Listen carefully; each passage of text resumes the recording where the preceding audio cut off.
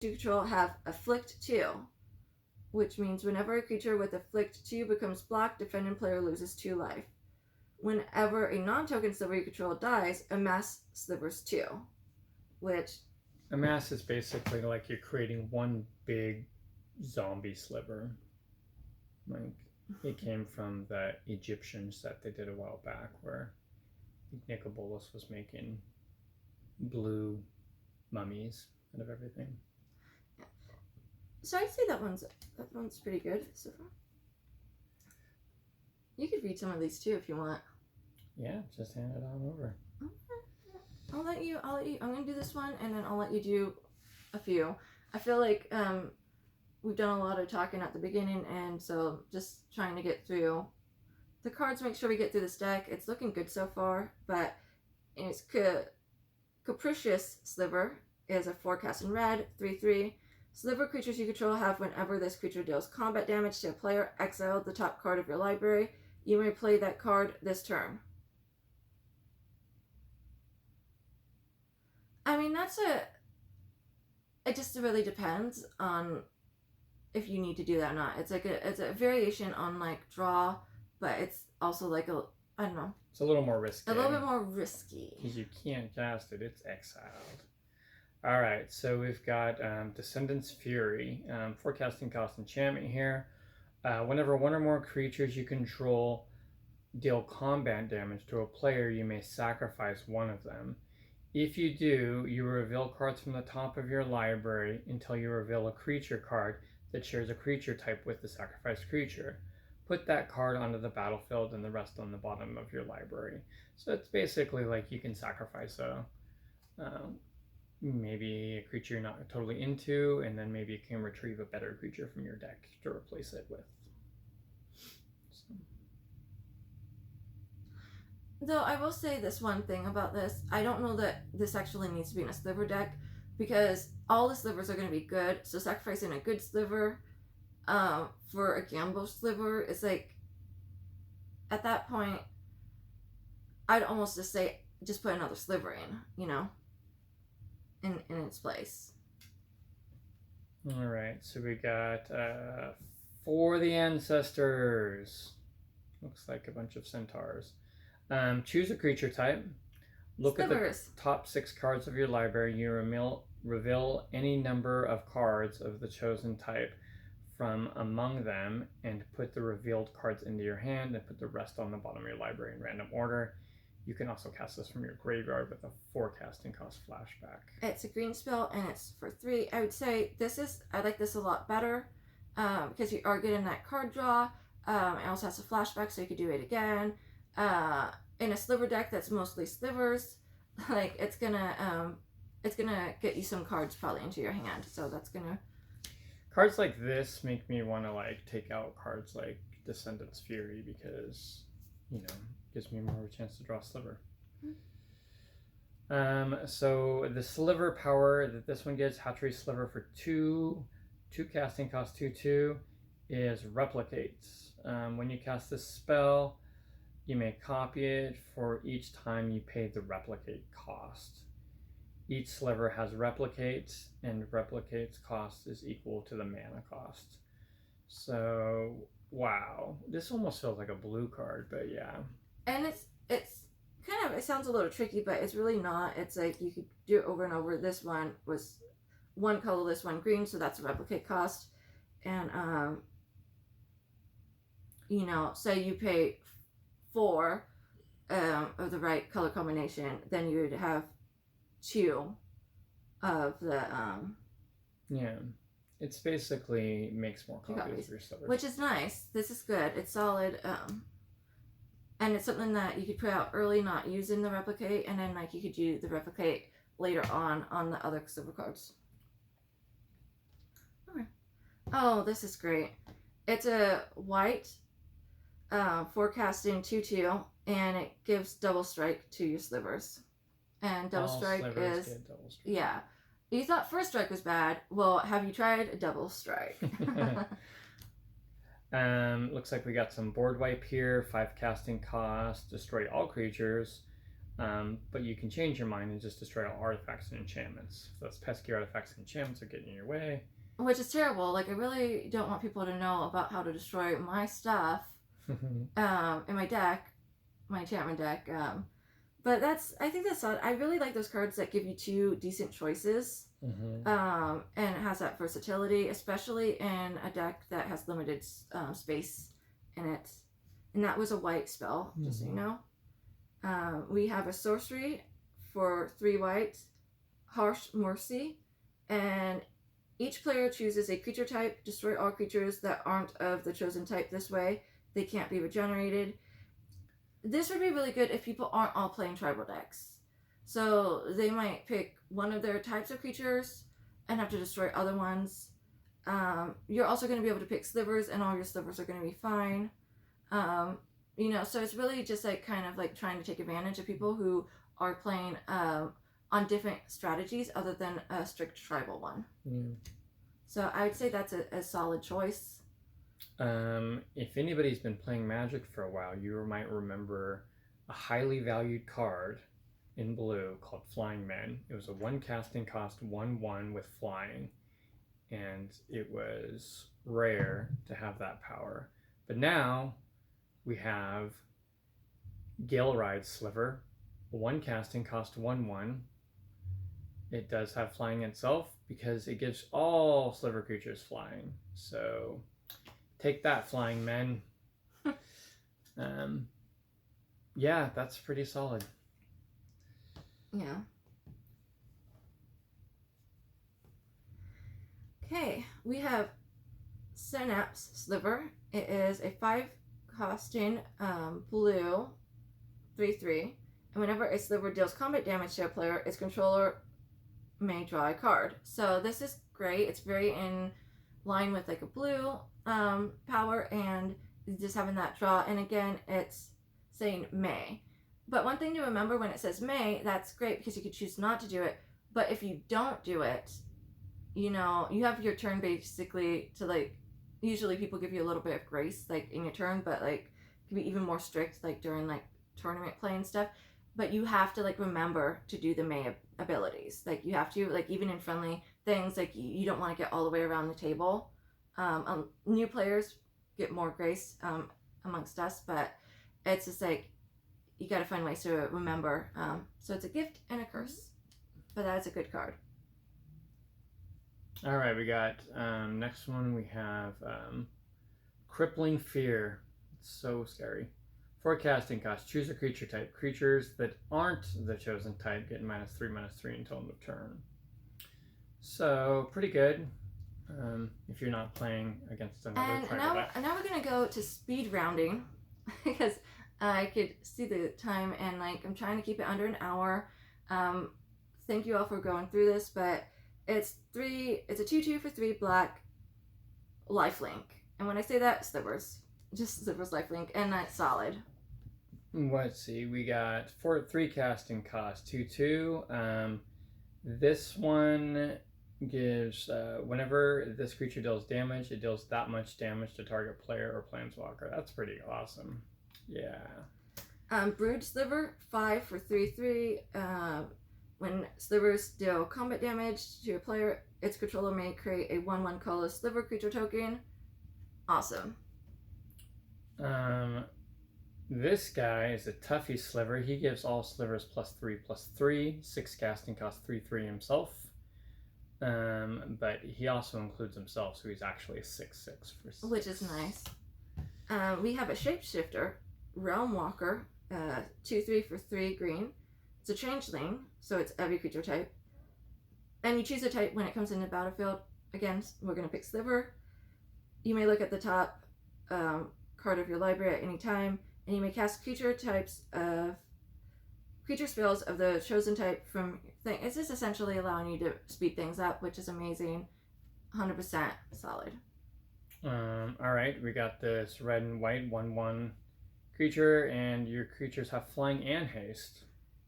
Which is nice. Which is one of those cards that would make it redundant if you had like the other ones and you had to sacrifice a creature. I would choose one of the ones that were just 1, like either flying or haste, and like keep that one.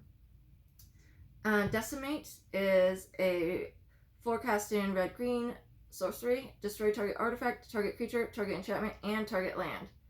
Now it says destroy. It's saying you have to do it. So, you know, make sure if you cast in this that like you're willing to destroy your own stuff, or there's enough stuff on the board to destroy things where you don't have to end up destroying something of your own. Because it needs to be destroyed. But I'd say it's pretty good. Ooh, a 5 casting sliver, legendary. So this is the only other sliver legend that they did include in here. Sliver Hive Lord. It's a 5/5, and sliver creatures you control have indestructible. Boom. Doesn't There even you go. care. I don't care. It's great. I love it. All right. Another tribal artifact here gives all your creatures +1/+1 if you choose it. You're going to, of course, choose slivers, and that also allows you to look at the top 3 cards of your libraries. Is that card called? Icon of Ancestry. Yeah. And so far we're liking what we're seeing. I'm assuming you are, because I am. We have Vanquisher's Banner artifact 5. We choose slivers when it comes into play, and it gives them +1/+1. And whenever you cast a creature spell of the chosen type, you draw a card. So it's a lord, and it's a card draw. 5, it's a little expensive, but it might be worth it. We're gonna skip lands, I think. Yeah. So some of the land bases are just not the most kind of desirable. A lot of tap lands. You got some mana rocks here. Arcane Signets. A lot of these ones. Out of all decks, I almost might take Soul Ring out of this one. There's not a ton of colorless options, but yeah. So that narrowed a bunch of stuff down, and you can go through the land on your own. It's just like, for time's sake, we're not going to go through it. We've been hearing online that people aren't satisfied with the land, and I know from making lots of decks, and I do more multicolored decks than my best friend here does. But there's so many, even at the low cost section, there's so many different ways to work on your mana and how it comes out. So you want to go? Yeah, so this sliver gives slivers. When this creature enters the battlefield, you may exile target creature an opponent controls until this creature leaves play. Ooh. So, what's that card called? It's like that enchantment. Well, there's lots of enchantments in white that basically do this. It's like, hey, we're gonna hold your thing prisoner. It even has on the picture a sliver just wrap the dude up. So you're not gonna unwrap that dude until you get rid of this dude.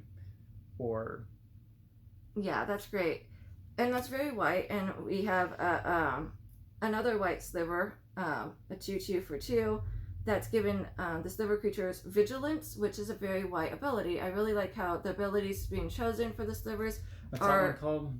Sentinel Sliver. Oh yeah, and that one's solid. So we got Sinew Sliver. This is the +1/+1 for 2. 2 casting cost Sinew Sliver 1/1, and all slivers get +1/+1. Diffusion Sliver is a 1/1 for 2 blue, and whenever a sliver creature you control becomes the target of a spell or ability an opponent controls, counter that spell or ability unless its controller pays 2.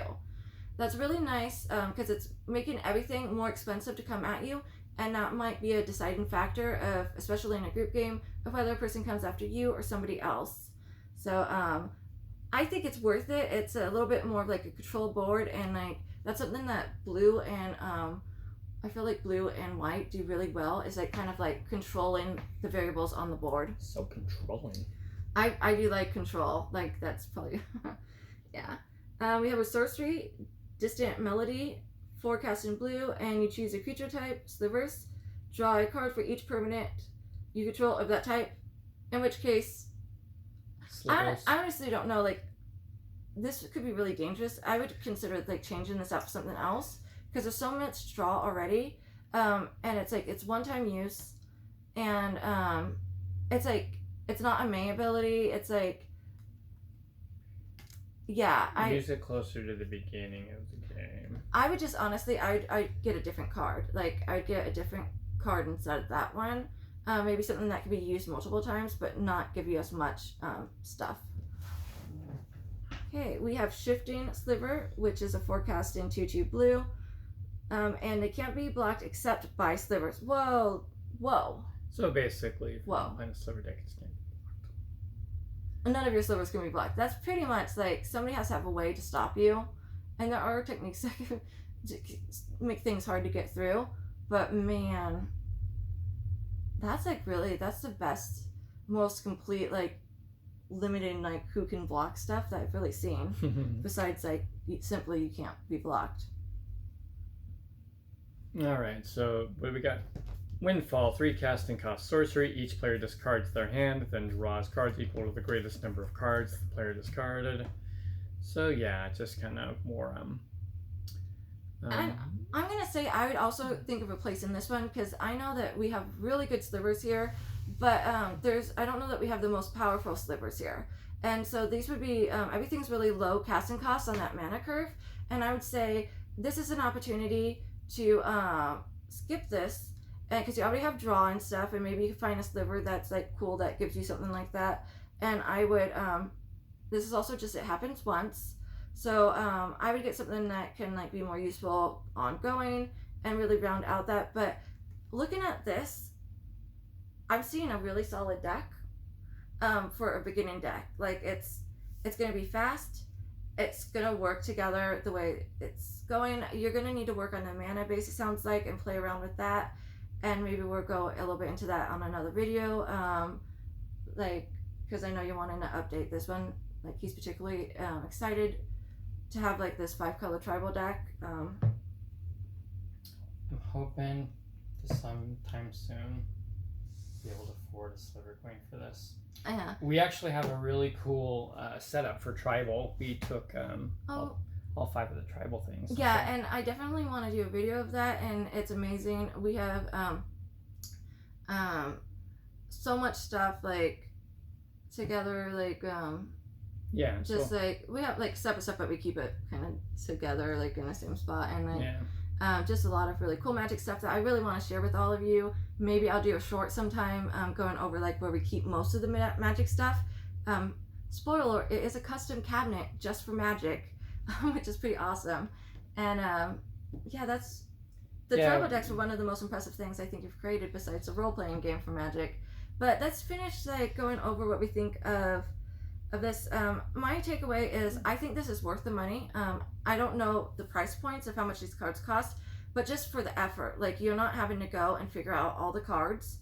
So as a newer player that's wanting a really powerful deck, especially if you're playing against people who are like been playing for a while, I think it's a solid option.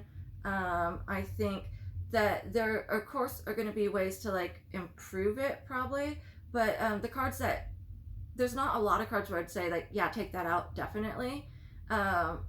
There's like, I think maybe under 10. And besides the mana base, which you're gonna have to work on.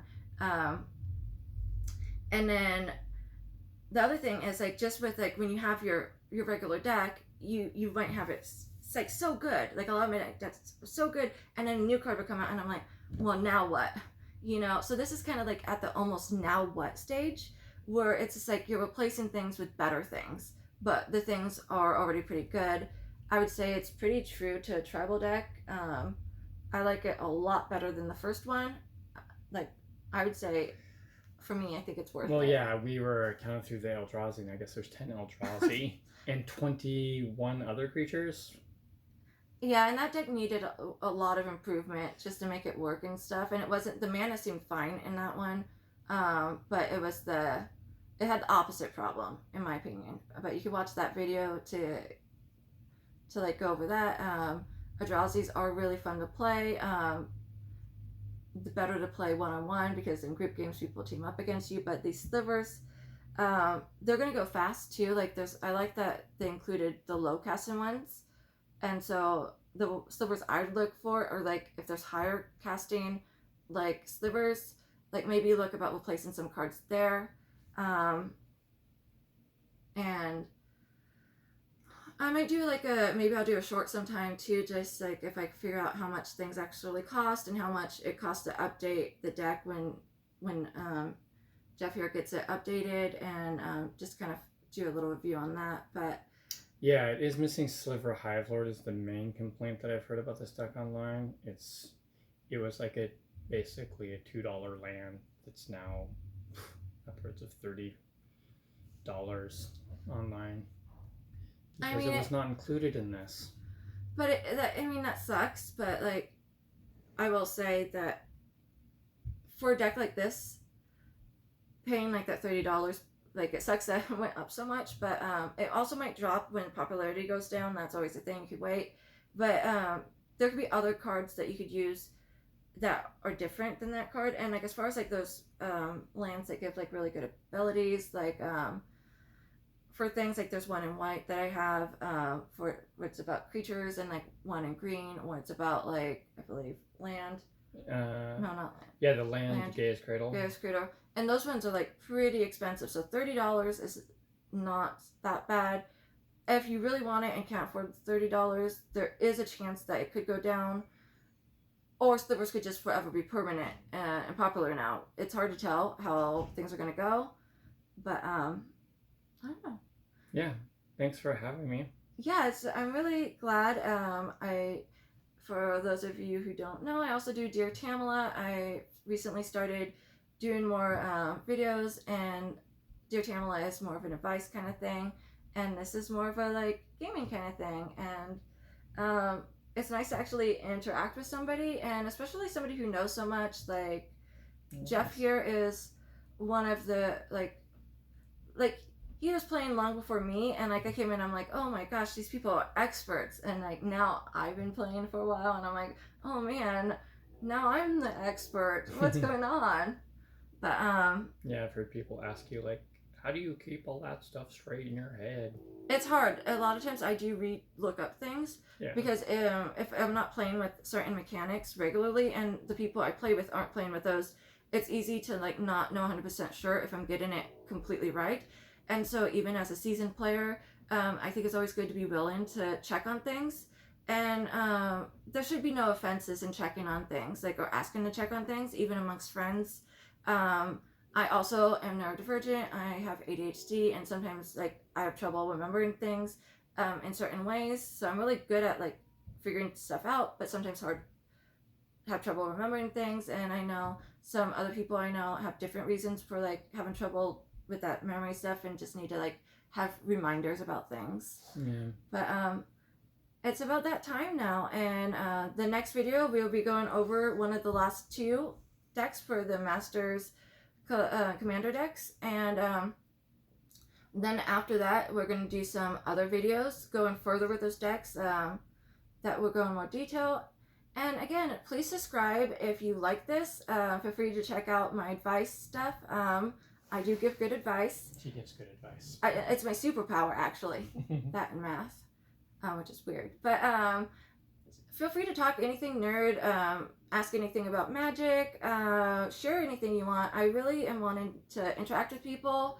And if you have something specifically for Jeff, he's more in the real world doing stuff. Like, I don't know, but the real world. But I could always get stuff to him and like get back to y'all and that as much as I can. So. And just to answer your guys' question, these are CDs. Yeah, it is a wall of CDs. He used to be a radio host for a while, and it's good to like have like that content in different formats. And so the CDs you put digitally, and then you have all that content. But yes, lots of weird stuff at our place. Mm-hmm. Behind us is a coffin, actually. We're not going to show you today, but maybe sometime I'll do a tour. Maybe during October. You can do a Halloween tour. Yeah. But for now, I'm going to say goodbye to all my lovelies. And thank you. Yeah, turn that camera off on your way out. No, you're almost there.